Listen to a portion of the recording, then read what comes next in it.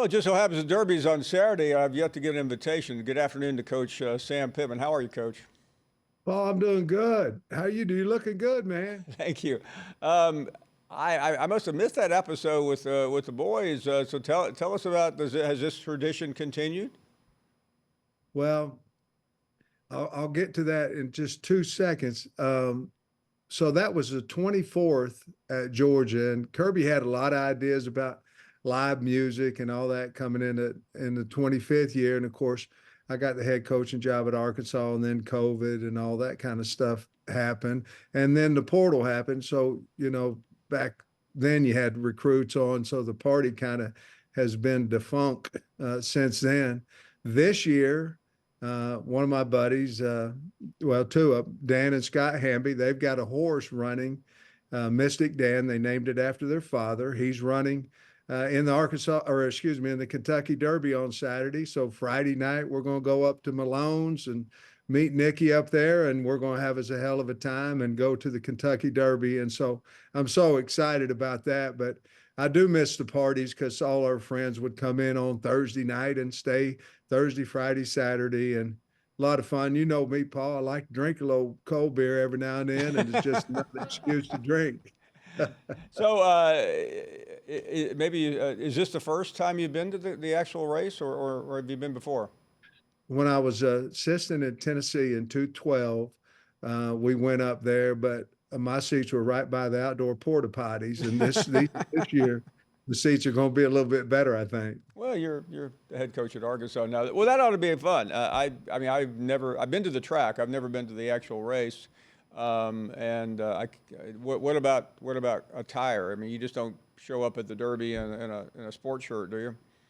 Oh no, they're going to say, do you own one of the horses? That's how good I'm going to look, Paul. But no, I'm going to have a linen suit on and try to look as good as old 62 me can look. But yeah, and Jamie, man, she showed me her outfit last night actually, and she's going to look great and just a lot of fun and certainly there to celebrate with the Hambies and for all what their horse has done and it's really cool. His name is Mystic Dan. He's the number 3.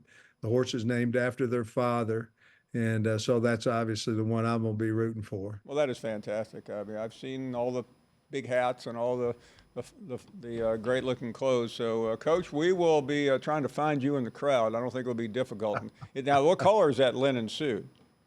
It's blue. It's a light blue, and I ordered some what they call them Alexander McQueen Oh yeah. sneaker things to go on. I never had one, but hell, the kids making so much NIL, they can afford them. I couldn't, but I scrapped up enough money to buy a pair. Well, that is fantastic. Well, we hope you have a great time. Um, I almost hate to ask about anything else after other than the Derby. It sounds like so much fun, but Oh, I'm looking forward to seeing you in Destin yeah. too. We always enjoy that. I usually run into you and Jamie every year as the thing is opening, and I have had more fun talking to both of you. I probably shouldn't say this publicly, Coach, but you know it better than I do. Some of those coaches are just not the most personable people to talk to at a cocktail party. You know, we work our tails off. We do the best we can do and let the chips fall where they may. And I will say this, Paul, I really like my team a lot. I like the togetherness of the team. But, there's so much pressure on each head coach in this league. And at some point, you just got to kind of let yourself have a little bit of fun, and be who you are. And so I always enjoy that. It's an honor for me to be on your show. It's an honor for me to talk to all these people that are so good at their profession. And so I just take it as an opportunity to maybe hopefully be able to make friends and lifelong acquaintances that way. Well, you have certainly done that, and which I almost feel guilty asking about such pedestrian things like how's the quarterback situation look? Taylor Green is a leading son of a gun. He just is. He's very, very talented. But a great player makes people around them better. And that's some things that he has. Wonderful parents, and I think that's probably the reason that why he's such a great kid. But very, very fast, but he can really throw the football. Really had a good spring game. Our line improved in their protection drastically from a year ago. So, but there'll be a battle for number two. But we feel real strong about our quarterback room, and of course the coach with Bobby coaching them. They're continue to get better all the time. We're talking to Coach Pittman. Coach, you alluded to NIL a minute ago, which everybody is obsessed with, and for good reason. Now that spring ball is over, the portal window has closed. I'm sure another window has just opened. So what is next for you in the never-ending cycle of a head coach? Raising money. I'm going to be out in May trying to talk to the state of Arkansas about why we need the money and how it would benefit us, how it would benefit our kids, the state, obviously our record. So that would be probably the biggest thing going. And I would assume all the coaches in the SEC are very similar, going out and trying to raise money for the NIL program. And so that's the next thing going on. We're going to have get together at my house in Hot Springs for some folks down there, and then some different sit down dinners and things that like that. So it's just May instead of before it was a little bit different in May. Now it's just certainly since the portal's closed down and most of that recruiting has stopped, we'll have more time to go out and meet the folks of Arkansas and try to raise some money for our program.